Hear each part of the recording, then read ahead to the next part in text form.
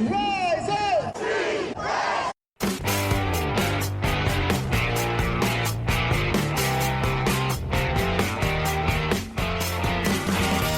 This is the Rise Up See Red podcast, all about the Arizona Cardinals and the NFL, featuring insider and outsider perspectives. Enjoy the best hour of Cardinals talk on the web. Now here are your hosts, Jess Root and Seth Cox.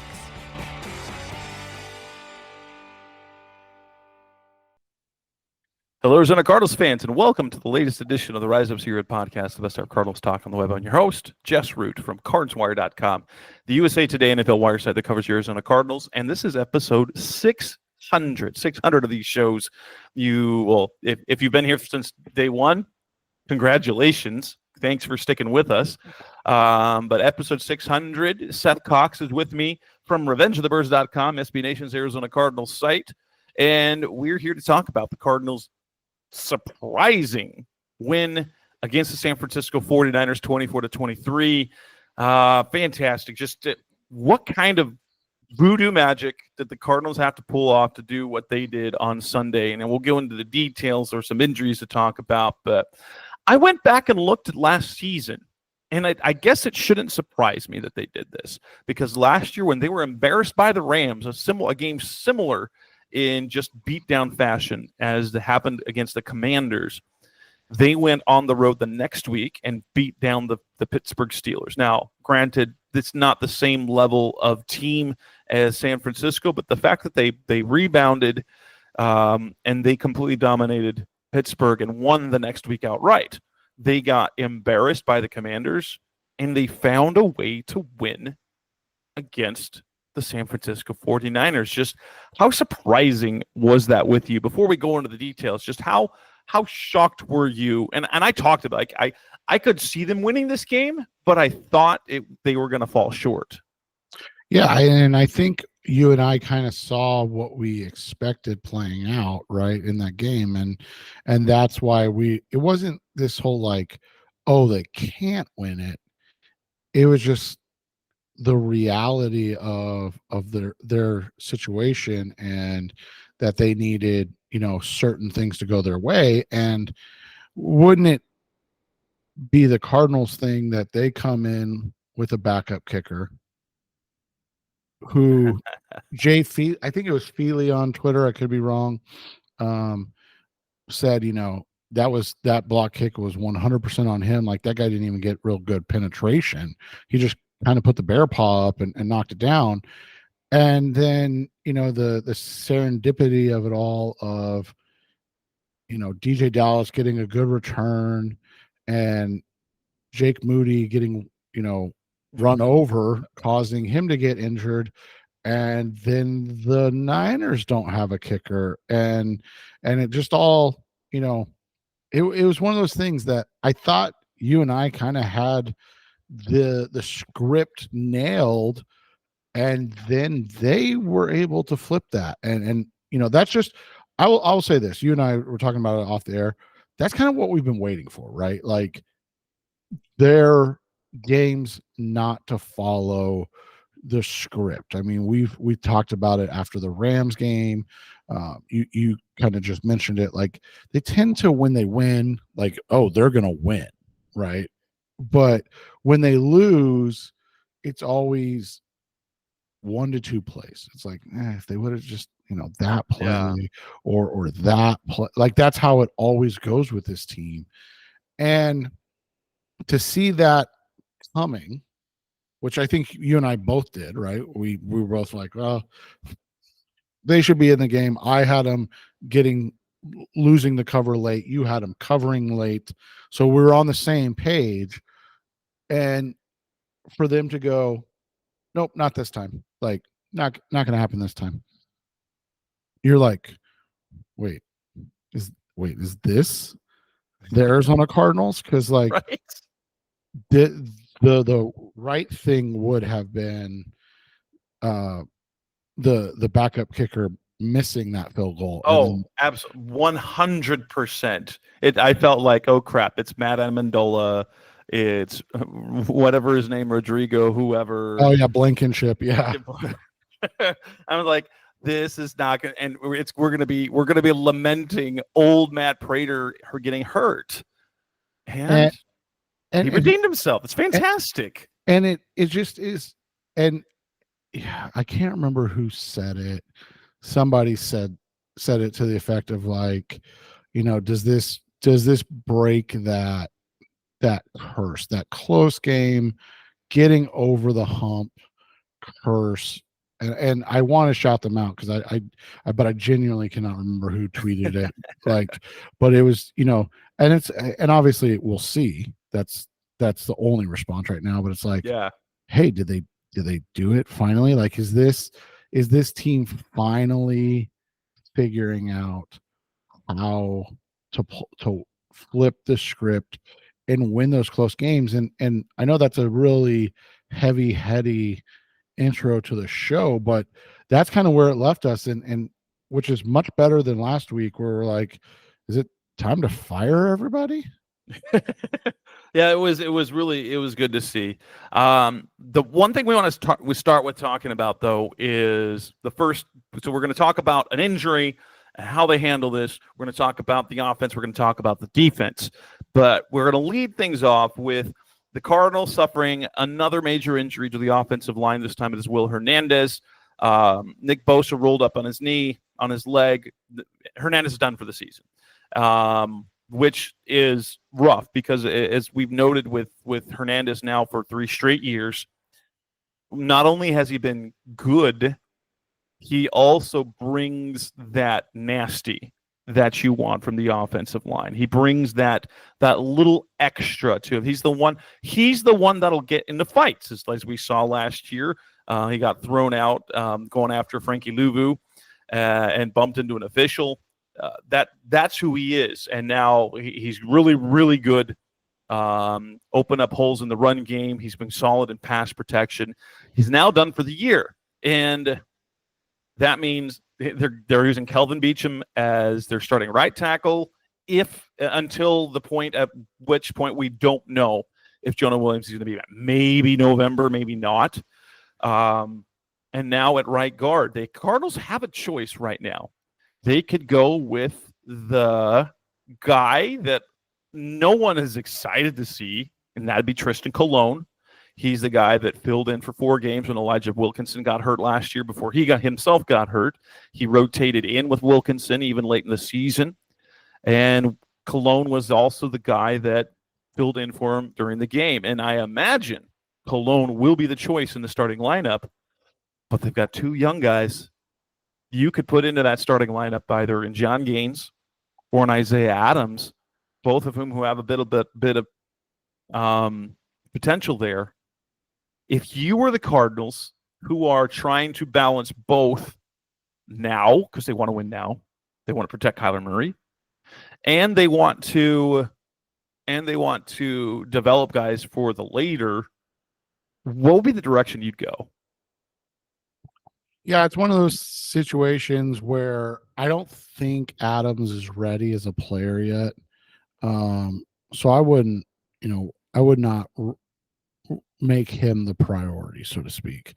But I do think that when you look at other guys like John Gaines or, as you mentioned, Tristan Colon, we've seen that they're both competent, right? And so I wouldn't mind seeing either of them get an opportunity to play. I mean, I would love to see Gaines. I would. I mean, it would be not that. I mean, Colon has held it down. He's done a good job. Not that he hasn't earned the right, but at the same time, wouldn't it be cool just to see some fresh new blood, like them be able to get one of those draft picks? And I know they're all day, I know he's a day 3, but like just get a draft pick that can do something. That would be fantastic. And so yeah, it would be good to see. But I mean, I get it, especially Gaines. He missed entire last year, so technically he's now 5 games in to his NFL career. Yeah. No, and that's the thing is I get it. I do. It's just one of those things where you look at and you go, could they do it? So that's one guy. The other thing is with like Adams that we've seen that he just hasn't, I think he was inactive again this week, wasn't he? He was injured this week. Yeah. But he's been active other games, and Gaines has been the guy that has been they've been inactive. But Adams, that they've been kind of on the cusp with him. My take on this is, Cologne's the guy you want to do right now, because I think it's clear that it'd be different if Gaines or Adams are near the consistency that Cologne is, and then give you a higher potential for better, you go with one of them. But I think the gap is still too wide for consistency to put one of them out there when you have a guy who's played a lot of football. Now, granted, before last season, he's mostly been a backup, but he got a lot of playing time last year. He's versatile. It'd be interesting to see if they made a change at positions, because like we know that Evan Brown, he's playing left guard for the first time in his career, and he played a lot of right guard. Like with the year he played guard, he was playing right guard for Detroit. I don't think they would do that, but it's an interesting thing because Cologne obviously played left guard last year, and Brown has played right guard before, and I'm sure that he was only playing left guards because Will Hernandez was firmly entrenched as the guy at right guard. It'd be interesting to see that, but as much as Tristan Colon will excite nobody about being in the starting lineup, he brings a competent level of consistency. And the downside is that we have both him and Beacham next to one another, so it clearly the right side of the line is now the weakest side of the line. But until Adams or Gaines can show that they are near Cologne's level of consistency to combine with their ceiling of higher potential, you've got to go with Cologne for now. Yeah, and I would agree with that. Coming up next on the Res Secret podcast, Mr. Cardinals talking. Let's go on and talk about the football game. Let's start with the offensive side of the ball, the good and the bad offense. So let's come in next on Res Red. We're back on the Res Secret podcast, Mr. Cardinals talk on the web. Looking at that game, Cardinals win 24-23, and it wasn't pretty by any means, and they were stymied early. I'm not like, have you ever seen the Cardinals go from struggling to being, hey, we can do whatever we want offensively in that short amount of time? Yeah, it was interesting how the switch flipped all of a sudden, and that to me was indicative of what we've been wanting to see from this group. I think the first thing that you look at, right, is that this was one of those situations where, they needed and we've talked about how important the run game is for this offense in general. And it was kind of obvious that San Francisco was like, no, we'll let Kyler, but we're definitely not going to let James Conner beat us. Right. And, they came out in the second half and they were almost in a defiant response, like, no, we're going to impose our will. Like, we don't really care. We're going to do whatever we want. And you can't stop us. And we just haven't seen that from this group when they're trailing. We've seen it, we've talked about this quite a bit. They're front runners. That's not a bad thing. That's how a lot of teams are, right? That's how a lot of teams play from ahead, and they're able to do those things. But this team has rarely, if ever, shown the gumption to impose their will when it hasn't been working previously. And so for them to come in and do just that against, the team that's the proverbial NFC West favorite, and still I think the NFC favorite overall. That's kind of crazy, is it not? Yeah, it's insane how that went. And well, like I think the first thing we could look at is that it yeah, it was they and most NFL teams are built like that. Most NFL teams are built To to run from ahead. Yeah, yeah. yeah, that's kind of common. Some teams can't even do that. Some teams can't, but the Cardinals definitely are. And but the fact that they were able to turn things around so very quickly in the fourth quarter, and was there a difference? And this is the part I couldn't tell. Was there a difference in how the 49ers were defending it? Or was it just that the heat kicked in, the defense finally tired out? That's the part that I'm really interested, because we really haven't now we know about the 49ers is that they were going into this game, they were pretty average against the run. And maybe it was just a regression to the mean, because they had completely shut down. James Conner had 6 carries for 9 yards in the first half. 6 carries, 9 yards. Obviously, Kyler was a problem. He had the 50-yarder for the touchdown, which, by the way, that was something. the play design.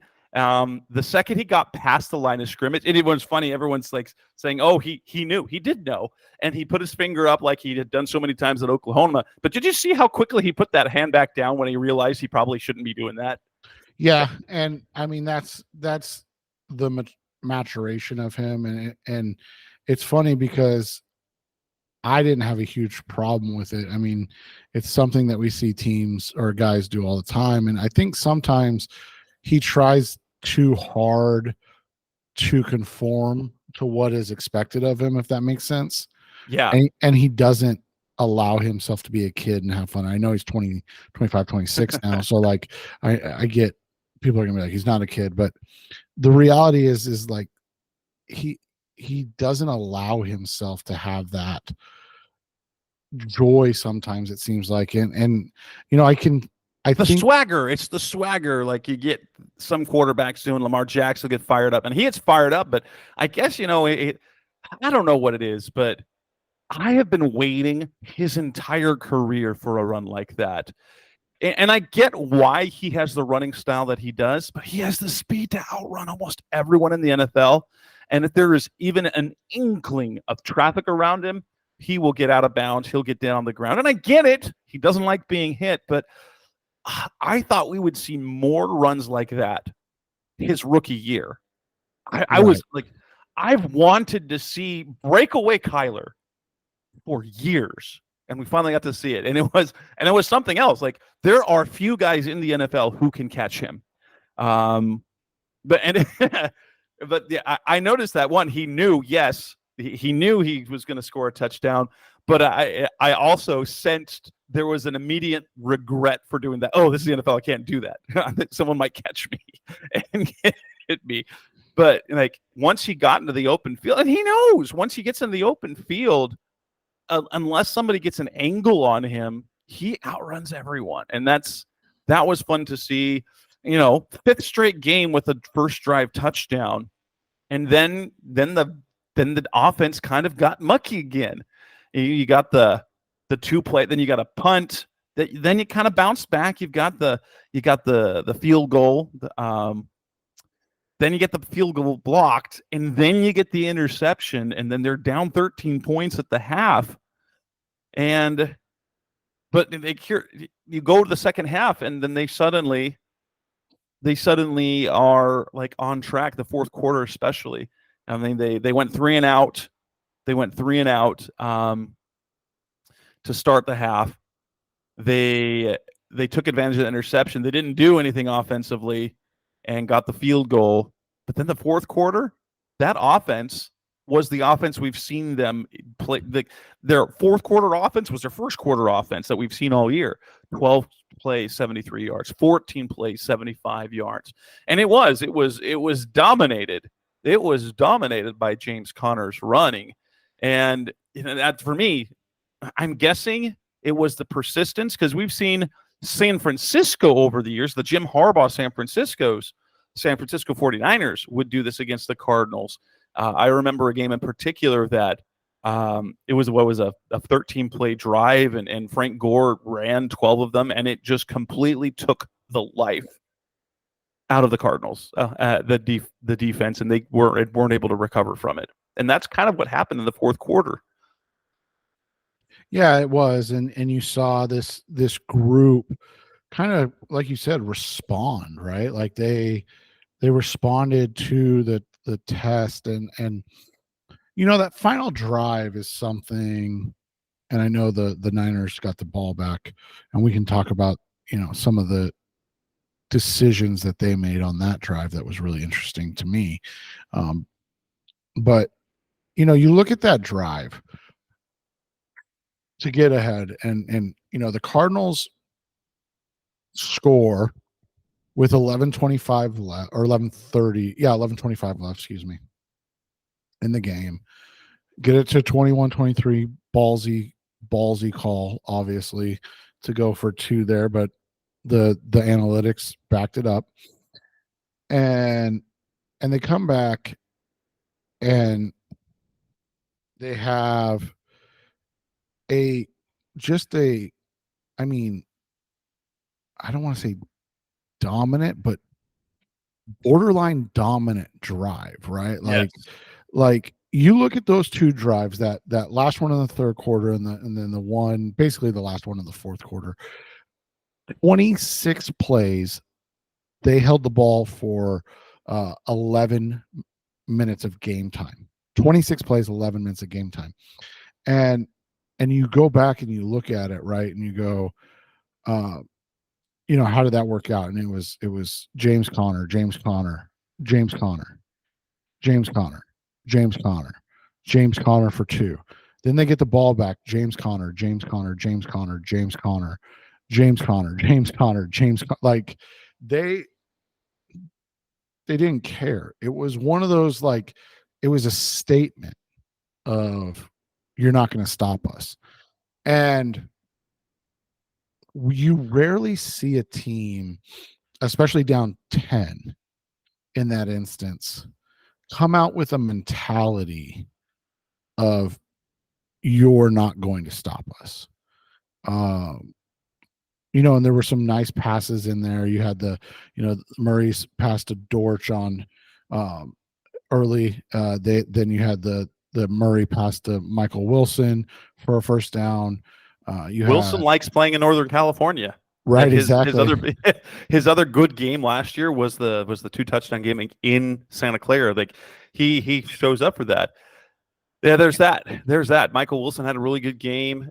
I will say this: the offensive line was good, and they can.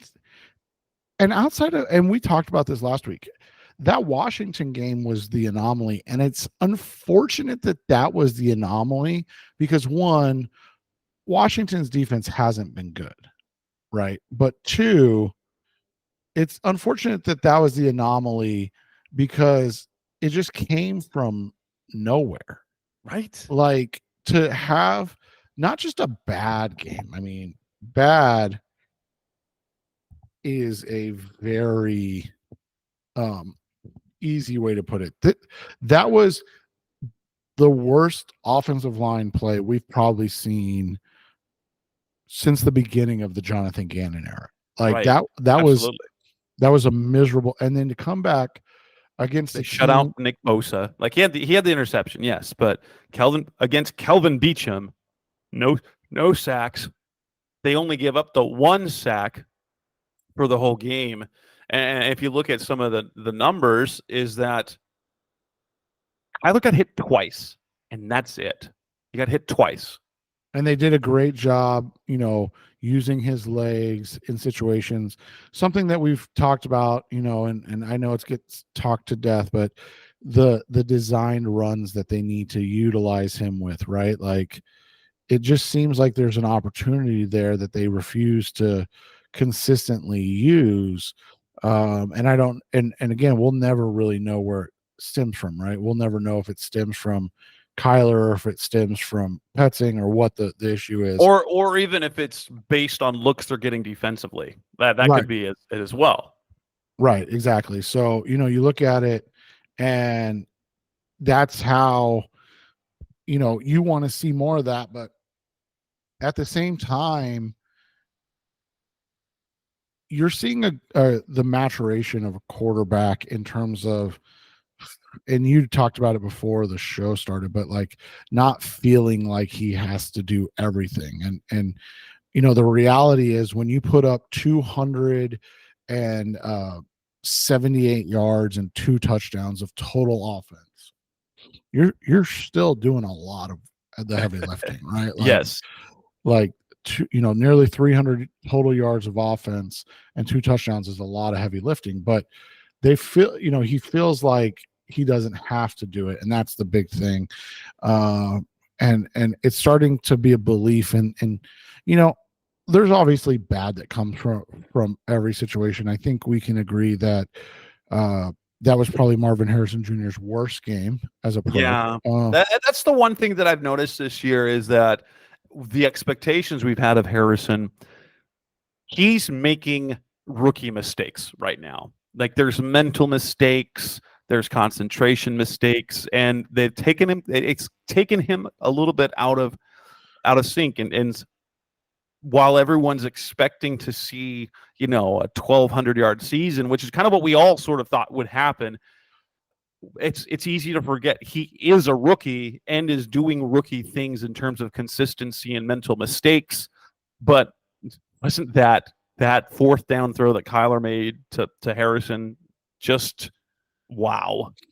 But also, I mean, if you get a rookie that goes for 61,014, you're also not going to complain, right? Like, yeah, okay, you would rather have him at 80, 1,214, but if the yards is where the yards and the receptions are what are lacking and not the touchdowns, you go, okay, that's something we can work with, right? Like it's better than the opposite where you're spamming him touches and not getting the results you want in terms of touchdowns. And so, yes, we would like to see more. I don't think there's any doubt about that, but where they're at isn't exactly a bad thing either. Yeah. And there's going to be games like that. I want to see, I think we both want to see the game where we have a Marvin Harrison game. We've had the Marvin Harrison first quarter. We've had the touchdowns, but I think we're still waiting for that breakout game where it is dominant from start to finish. And like they're the team that they're facing just can't handle him. We haven't gotten there yet, but we've gotten consistency around like Troy McBride. Troy McBride had a solid game. Michael Wilson, again, he was clutch down the stretch. Tip Ryman was unbelievable. Yeah. And his one, oh yeah, and his first NFL catch for 5 yards. And he runs over a linebacker. I mean, that was classic Tip Ryman. And then the thing is with Tip wasn't his. Obviously, we know he's not a receiving tight end first, but like the way he was blocking is downright special. I mean, it's what makes him and what makes him special, and why they took him in the 3rd round, and you saw it in this one. And I don't think anybody's going to be upset with that, right? Nope. Like if he is blocking tight end extraordinaire, guess what? That's what they like. That was the floor was so high for him that if you get anything beyond that, you're amazed. So that's fantastic. Yeah, I was worried. I'm going to call this offense because it's for the kicking. Like that blocked kick was going to. I mean, that was awful, man. Oh, when that happened, because that game the Cardinals won, and they should have won by more, right? Because they even if they just missed the field goal, that's 7 points less off the board or whatever. But the fact that gets blocked And every time we see a backup or replacement comes in, whether it's a backup punter, an injured punter, an injured long snapper, injured kicker, it bites the Cardinals in the rear. It seems like every single time. Remember the Buffalo game when Drew Butler was hurt, but they kept him active so he could be the holder, and then the snap is bad and Buffalo returns it for a touchdown. It seems like every single time, or we do Rodrigo Blankenship missing kicks, Matt Amendola missing extra points. It seems like every time that they have to replace a specialist, something goes wrong. Well, and Amendola was the one that missed the Eagles game, right? The year that Kyler slid too early. Yes. And then everybody blamed Kyler for sliding early. It's like, dude, the kicker missed a 38-yarder, 39-yarder. Like, we're really going to be upset that the quarterback didn't get a first down, but he set up the team to kick a game-winning field goal and the kicker missed it. Like, that happens sometimes. So it's interesting. Yeah, just the history, like you said, of how that works out or doesn't work out for this group. And we'll see how it goes, because this is one of those games that, again, you don't want to overstate anything. You don't want to speak in hyperbole too much, but the reality is this could be a game that kind of puts them on the course of what we've been hoping to see under Jonathan Gannon, right? And gets them to the point where you go, okay, this is a team that's competitive. I mean, because think about this, we've talked about it before, when the Lions were 1-6, right? And everybody had kind of been like, well, that's the Lions. It's over. It's done with. And you look at what they did next, and they're 1-6 in 20. This is 2022, I believe. And then they beat the Packers 15-9. And it's like, okay, like that's an ugly win, something that we're talking about right now, right? But like, you beat the Packers 15-9. And then the next week you come out and you beat the Bears 31-30. And you go, oh, okay, now they're starting to figure it out. Because think about that before. Like, they're 1-6 and their losses were 38-35, 28-24, 48-45, like 31-27.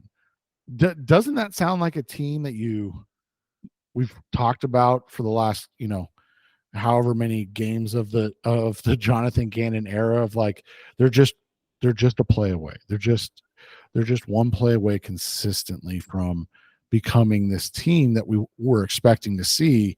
And then it flipped on its head, and you got the 15-9, you got the 31-10, you got, and then you got the 2017, you got those close games that kind of flipped the script on what this franchise, or what that franchise was. And then it all kind of, now you see what they are, right? You see this Lions team, and they're this team that all of a sudden there's this wild statistic of the losses that come after playing them because of how physical the games are. And so, yeah, you just look at it from that perspective and you go, that could be the Cardinals. And could this game be that tipping point? And again, I know that's a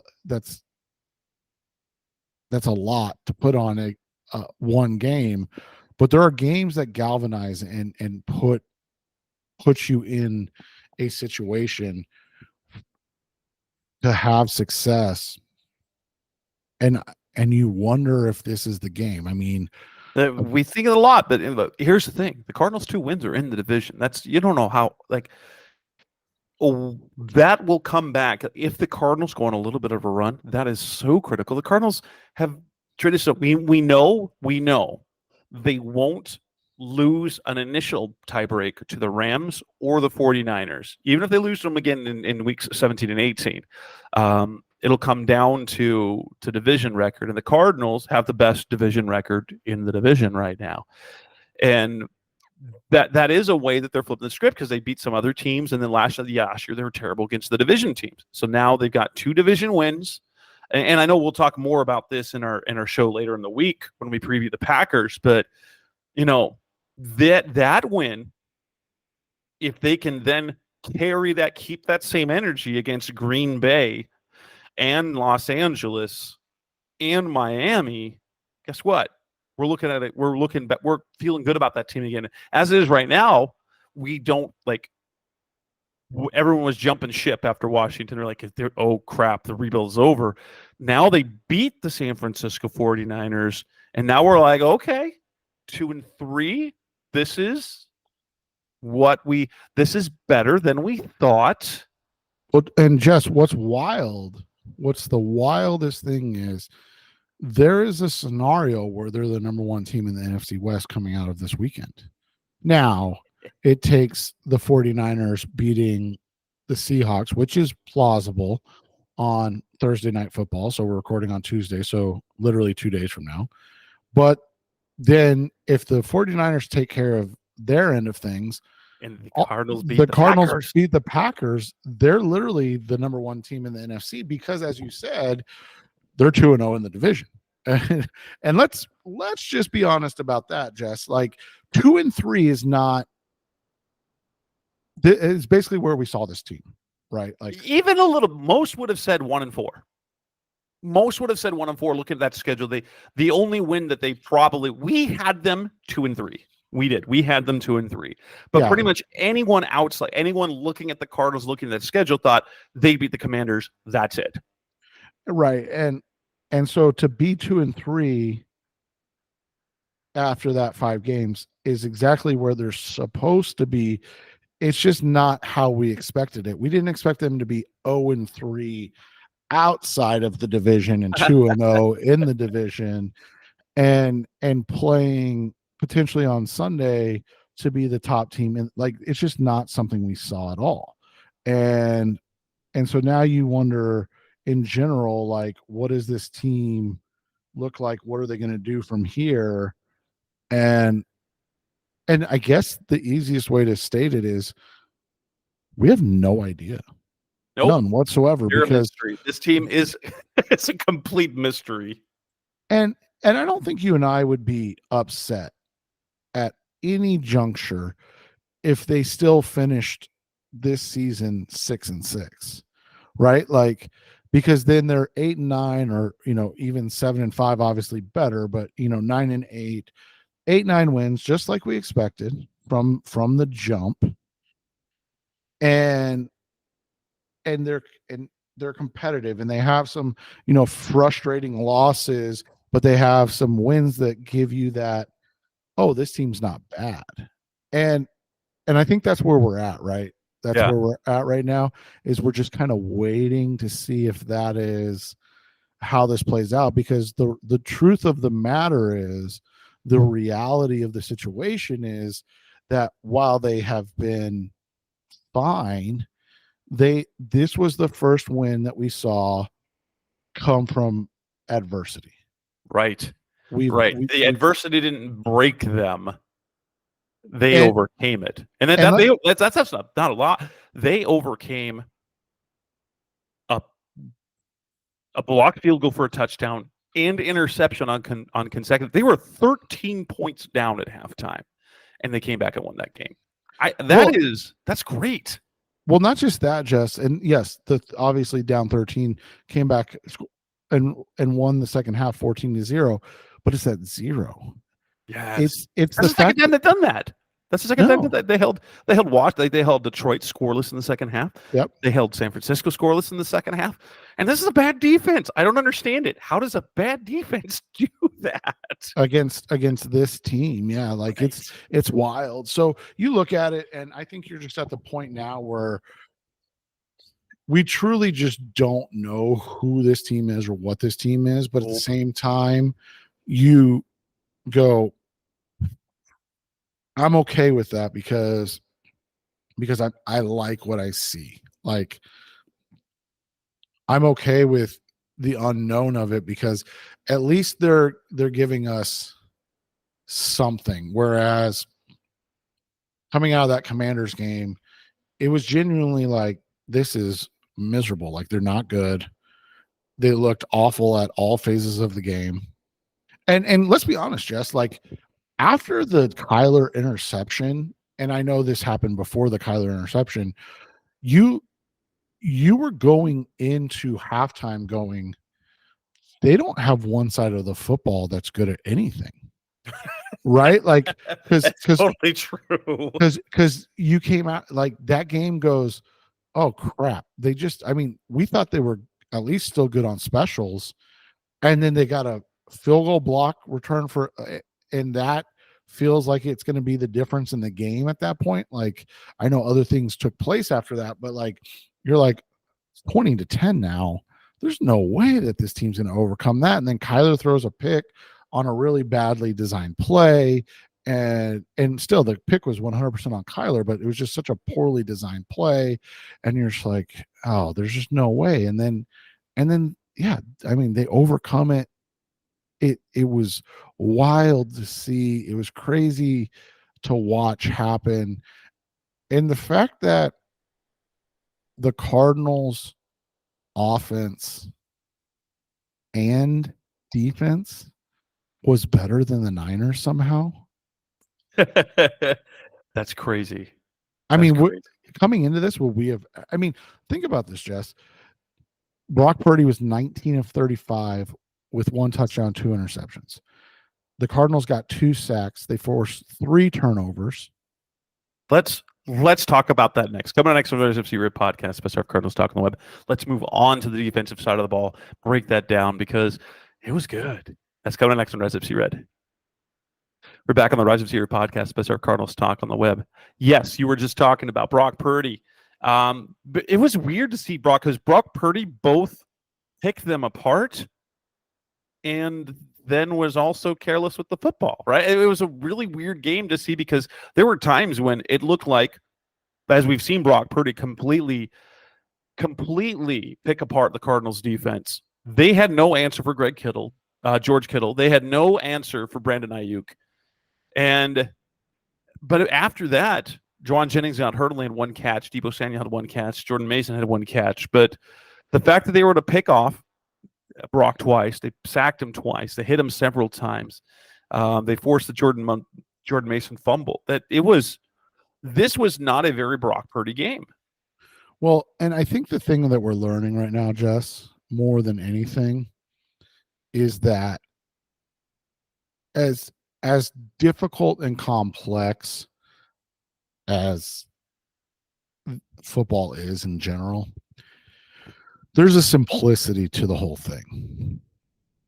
And you and I lamented this last week, and I thought, obviously there was a plethora of plays that were the downfall of the Commanders' loss, but I thought the biggest one, and I don't know if you agree, but we talked about it quite a bit, was the Sean Murphy bunting inexcusable PI in a situation where it didn't need to be a PI because they had cut it to a 2-score game.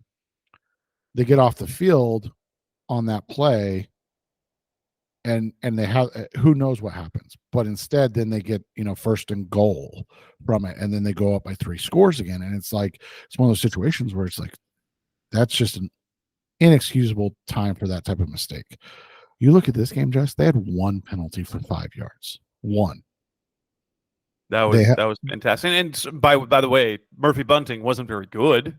No, but they avoided the stupid stuff. Right. If you're not giving them free yards, it changed. Because think about this. Like, it's like you said, it felt like Purdy was able to do whatever he wants, but the yardage difference was 384 to 358. I mean, a 26-yard difference in that game is negligible, especially when you're talking about 4 penalties to 1, the 49ers having 4, obviously the Cardinals having 1, 3 turnovers to 1. Like, all of that puts into perspective that everything was basically even in this game. The Cardinals made less mistakes. They were more disciplined. Like, Jess, when was the last time we talked about that with the Arizona Cardinals? They were more disciplined and made less mistakes than their opponents in a close game. That's crazy. Like, that's crazy. And it's exactly like, yeah, the defense, not great. But better than the 49ers defense. And then when was the last time we would have said that with a straight face? Well, I mean, and what's crazy about this as well, if you think about it, is that they were playing a little shorthanded because they didn't have Garrett Williams, and so we saw them go a little bit differently with the defensive backfield, and there seemed to be a strategy as well with the personnel that they had up defensively, because Jesse Luketa was active for the first time this season. So they kept Xavier Thomas, the rookie, who was great in the preseason. They kept him inactive.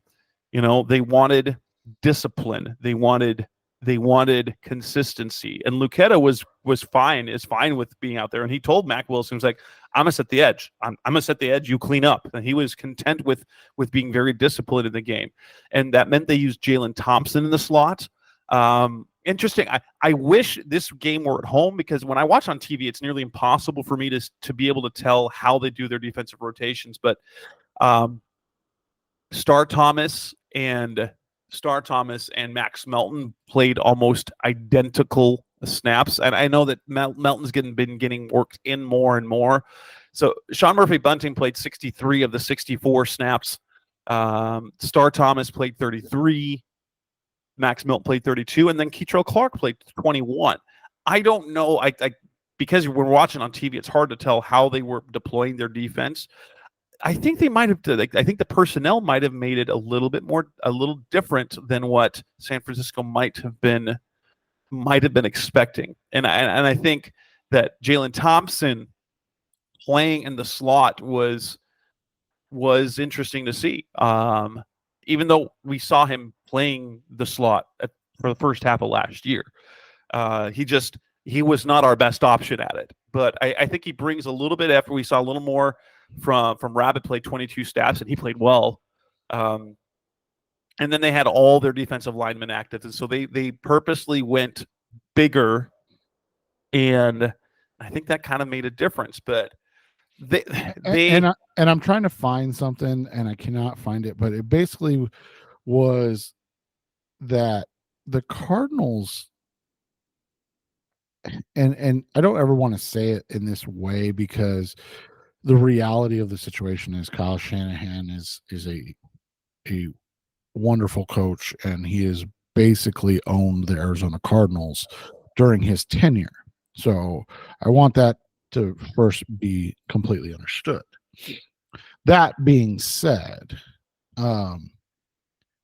it's interesting that, and I cannot find it, and if I find it during the show, I'll make sure I talk about it, but that there's a statement that they basically, if you put 5 or 6 on the line against the Niners, that they check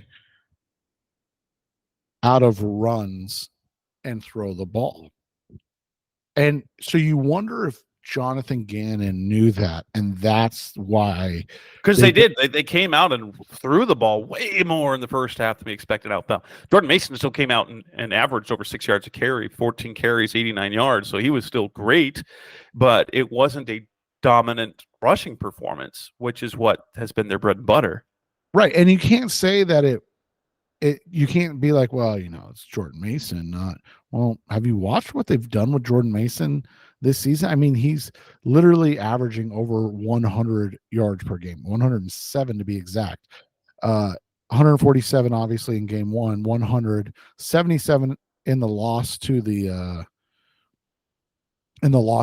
Rams, 123 in their win over the Patriots, but only 89 against the Cardinals. And it's wild that this team somehow can be, and bullied is not the right term. Now, they were bullied on defense, but that they can basically be bullied in the sense of like, oh, there's 5 guys at the line, 6 guys at the line, check to a pass. And because it just seems like on the flip side, you were doing that against the Cardinals, and the Cardinals were like, doesn't matter, we're still running the ball right down your throat, right? Like, that was the wild thing in that scenario. And it's very rare that we've seen Kyle Shanahan be out schemed, um, especially by the Cardinals. Like, that's just not something that you see very often. And the irony of the whole situation is this was probably Jordan Mason's most efficient day rushing the football because he was averaging over 6 yards per carry. So, like, this guy was just beating the tar out of the Cardinals on the ground, but they would get a look and just be like, "Oh, we can't run the ball." And that's a very odd thing for a Niners team, especially with Kyle Shanahan at the helm, because if anything, it seems like at times you'll be like, "Hey, why don't you throw the ball with how many people are in the box?" Um, and so to see the Cardinals defense be able to come out and put the basically Brock Purdy as like, "Hey, Brock, go and beat us." And again, he was not bad. It's not like he was terrible by any means. Um, but he definitely made some mistakes that we haven't seen him make very often. And he made some throws that can only be looked at as poor decisions. And then obviously the second interception was just a situation where, Jalen Thompson timed up that blitz incredibly. Nick Rallis or Jonathan Gannon, whoever made the call, did a wonderful job in that situation, seeing it and going with it. Because let's be honest, Jalen Thompson had struggled most of that day, if not most of that season of this season so far. So for him to come out and make a big play in that situation, it was important as well. So yeah, Jess, I don't know if we've ever been able to say like the Cardinals defense out schemed and then outplayed the 49ers off. Like, that's just wildly unheard of for what we've seen over, especially the last 4 or 5 years, where we're talking about the Niners being perennial Super Bowl contenders while the Cardinals are just, trying to figure it out. It seems like for that to be the outcome of this game and kind of how this game was determined more than anything is not what you and I expected. Yeah, it was good to see. What you were saying about how the check into that, like, that's a very, Shanahan's not like stubborn. He's like, oh, if they stuff the box, if they stuff the box, we'll pass. If that I was like, honestly, that's what led to in the Seahawks in that Super Bowl getting picked off by the Patriots loaded the box. Like, numbers say check out of the run, right? That's what the numbers say. And I bet the Cardinals are kind of like that as well, in a lot of ways, because I was seeing one of the things is that James Conner ran over 50% of the time and was one of the higher ones without a stacked box, and I think the Cardinals balanced that really well. But you have to remember they're also the ones that use 13 personnel more than anybody, so the numbers aren't always the same because they're playing typically with 9 in the box, and so other teams will keep a DB or the 3 DBs out wide. They won't bring them into the box, so to speak, because of that dynamic threat that Trey McBride and Elijah Higgins offers receivers, right? They're like, okay, we can't just load the box because that is when the play action kills us. So we can't overload it. So while you're accurate in what you're saying, it's a different way of going about it because the Cardinals are facing 8-man boxes, but they've technically got 9 in the box to run against it because they've got 3 tight ends in there, and Tip Ryman, I mean, he's basically become a glorified right tackle and does a hell of a job with it. And so, yeah, the way the Cardinals kind of, even from that's what's wild to me, Jess, is that even from behind, they were kind of dictating things, right? Like that's one thing you don't see from Shanahan very often is, and I think he got a little spooked after the fumble, and he was like, oh, we're just going to run, we're just going to take what they're giving us. And that's the pass game. Cause let's be honest, it was working really well. I mean, Brandon Ayuk had 900 yards receiving in that game. Like it felt like it, but 147. He definitely was back to Ayuk. It's like, oh, so this is the game he gets on track. Fantastic. Right. And when that was happening, weren't we all just kind of like, oh yeah, like really? So much for a close game. Right. You couldn't wait one. I mean, Jordan Mason's running for 6 yards a carry, and Brandon Ayuk's putting up 100 yards almost at halftime. Like, and George Kittle's getting in on the action. Like, come on. Yeah. So it was interesting the way it all played out because, like you said, the two probably best offenses. I mean, Josh Allen's definitely the best player, but probably the two best offenses, the Lions and the Niners, they've shut out in the second half in both of those games. I mean, and to allow 43 points to those two teams. Now, granted, 43 points in the first half, but 43 points. If they could just kind of tone that down to 10, 12 points a half and play from ahead, it would be so much better. So much better. But yeah, like we've talked about it all year. Like this defense doesn't have to be great by any stretch of the imagination. It just can't be piss poor. Yeah. And I think this game was exactly kind of the example of what we were talking about. Like the defense wasn't great, but it was good enough, and it was very, very opportunistic in the plays it did make, and that created these opportunities, and that's what this team desperately needed to get this win. And with that, let's wrap up this edition of the show. We'll be back later this week. We'll have, I imagine I'll have another show for the Packers preview, but that'll wrap up this edition of the show. Seth and I'll be back in a couple of days. That'll wrap up episode 600 of the Rise Up Seared podcast, special Cardinals Talk on the web.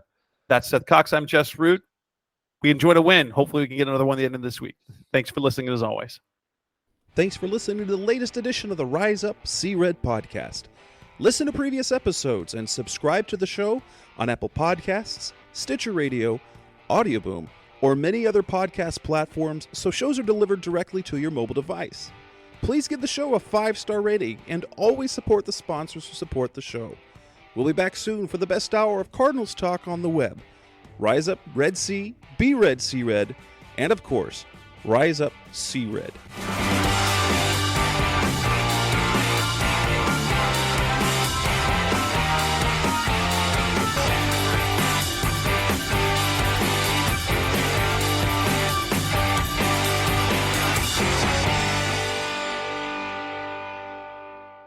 Roll!